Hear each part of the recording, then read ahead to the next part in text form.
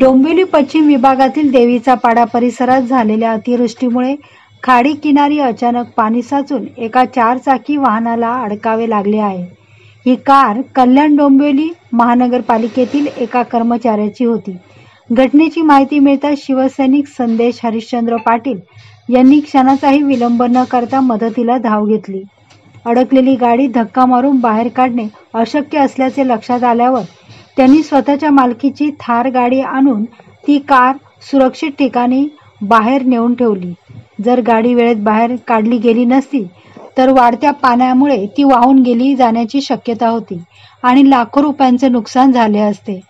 अशी प्रतिक्रिया गाडी मालकाने दिलेल्या मनापासून आभार बरोबरच परिसरातील नागरिकांनीही धाडसी मदतीचे कौतुक केले।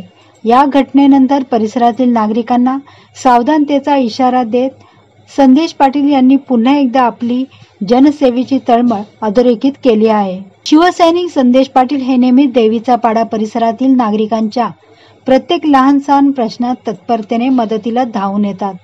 कोणताही ऋतू असो वा कोणतीही समस्या, त्यांच्या जनसंपर्क कार्यालयातून नागरिकांना समाधान मिळत असल्याने परिसरातील लोकांचा विश्वास त्यांच्यावर दिवसेंदिवस वाढताना दिसतो।